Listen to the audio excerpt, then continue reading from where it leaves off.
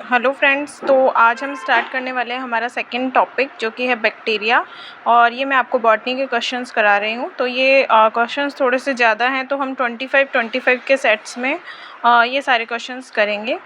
तो अभी तक अगर आपने मेरे इस चैनल को सब्सक्राइब नहीं किया है तो जल्दी से कर लीजिए, और आपके जो फ्रेंड्स हैं उनको भी बताइए, सो दैट सबको ये क्वेश्चंस अगर अच्छे लगे तो वो भी इसे ज्वाइन कर सकें। चलिए, तो फटाफट लेट ना करते हुए स्टार्ट करते हैं। हमारा पहला क्वेश्चन है, बैक्टीरियल फोटोसिंथेसिस अन्य हरे पौधों से अलग है क्योंकि इसमें। तो बैक्टीरियल फोटोसिंथेसिस हरे पौधों से अलग होता है क्योंकि इसमें क्या नहीं होता, इसमें ऑक्सीजन रिलीज नहीं होती। तो इसका आंसर हो जाएगा बी। नेक्स्ट क्वेश्चन है, bacteria and blue green algae are similar due to the. जीवाणु और नीलहरी शैवाल में क्या समानता है? तो इनमें है समानता न्यूक्लियोइड की उपस्थिति। इसका आंसर हो जाएगा डी, क्योंकि जो बैक्टीरिया और ब्लू ग्रीन एल्गी है दोनों ही एक कोशिकीय प्रोकैरियोटिक जीव हैं, और इनमें प्रिमिटिव न्यूक्लियस पाया जाता है जिसे हम क्या कहते हैं, न्यूक्लियोइड कहते हैं। ठीक है, इसलिए ये दोनों एक समान है।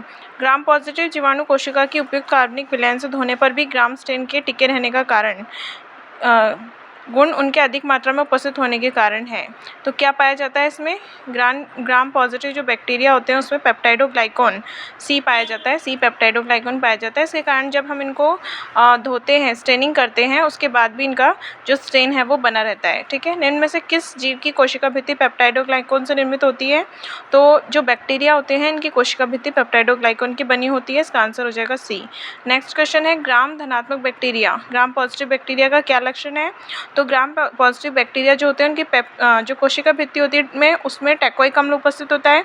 कोशिका भित्ति में पेप्टाइडोग्लाइकेंस का अधिक प्रतिशत मात्रा होना और लिपिड की प्रतिशत मात्रा कम होती है। ये सारी इसमें ग्राम पॉजिटिव बैक्टीरिया के लक्षण हैं। तो इसका आंसर हो जाएगा डी, ए, बी और सी ऑल। हेलो फ्रेंड्स, तो आज हम हमारे MCQs की कड़ी में हमारा दूसरा टॉपिक लेके आए हैं जो कि है बैक्टीरिया।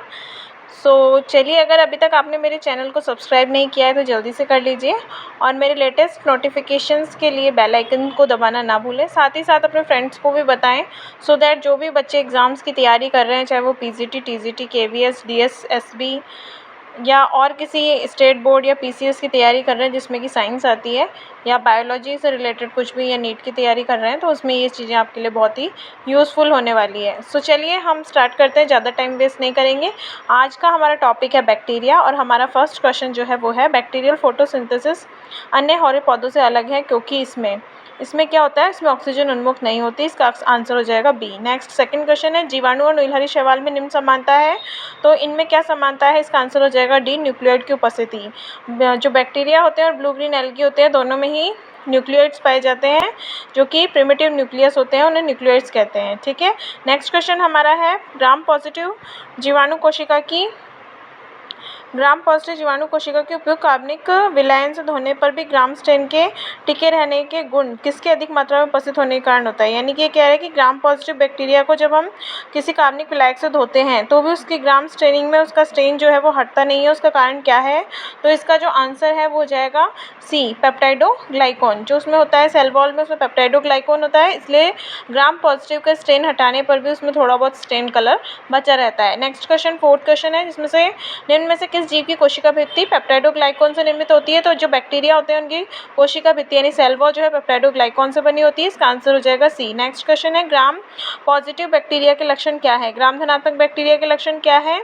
तो इसका आंसर हो जाएगा, कोशिका भित्ति में टैकोइक अम्ल उपस्थित होता है, कोशिका भित्ति में पेप्टाइडोग्लाइकेंस का अधिक प्रतिशत मात्रा में होना, और लिपिड की प्रतिशत मात्रा इनमें कम होती है। तो ये सारे ही एक ग्राम पॉजिटिव बैक्टीरिया के लक्षण है। तो इसका आंसर हो जाएगा all of the above, D. Next question हमारा है, जब कोई फ्लैजिला एक छोर में उपस्थित होते हैं तो ऐसे बैक्टीरिया जाने जाते हैं।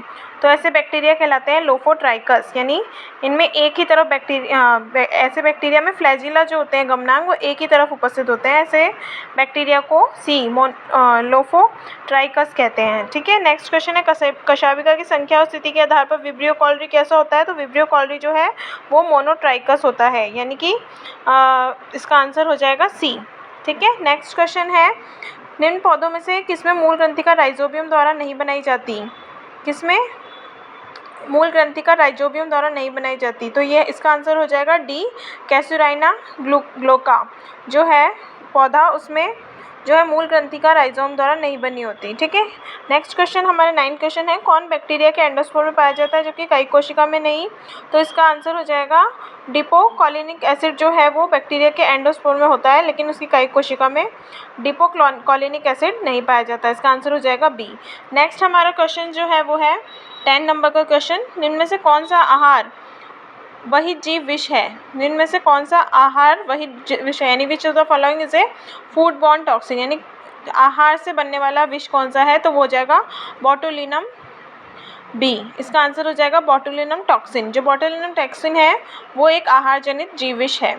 ठीक है, नेक्स्ट क्वेश्चन 11 क्वेश्चन है, वह प्रक्रिया जहां बैक्टीरिया के 3 दाता से ग्राही और सेक्स फैक्टर के रूप में स्थानांतरित होते हैं कहलाती है?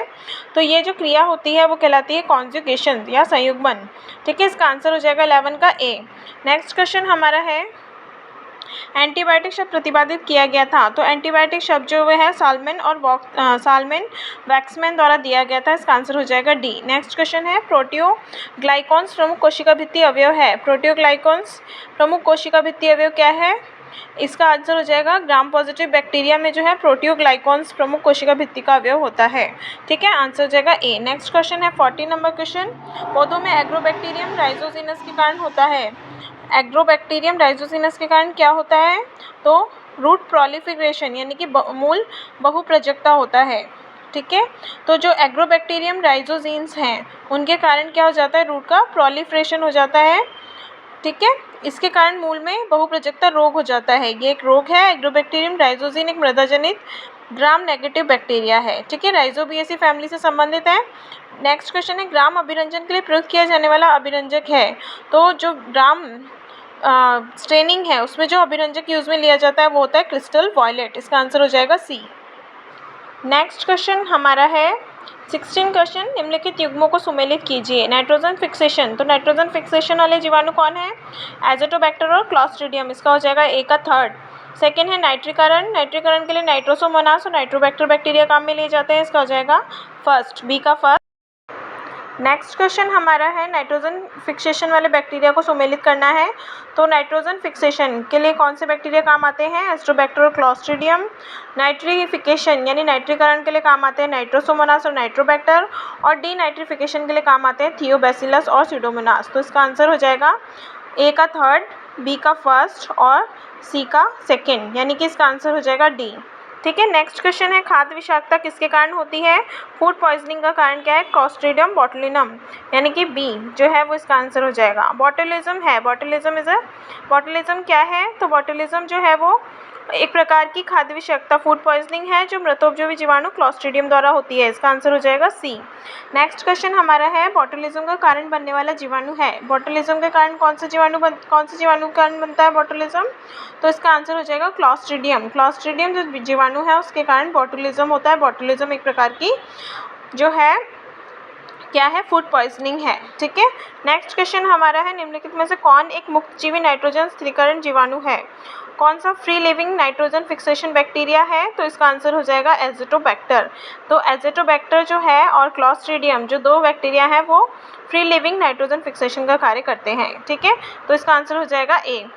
नेक्स्ट क्वेश्चन हमारा है 21 क्वेश्चन, मेथेनोजेनिक बैक्टीरिया समूह से संबंधित है। तो मेथेनोजेनिक समूह से संबंधित है आर्की बैक्टीरिया जिन्हें कि हम जो है ऐसा समूह है जिसमें अवायवीय स्थिति में मीथेन को उत्पादन करने की क्षमता होती है और ये सबसे आद्यतम समूह के बैक्टीरिया हैं, इसलिए इनको ये क्या करते हैं? मेथेनोजेनिक बैक्टीरिया के समूह में आते हैं।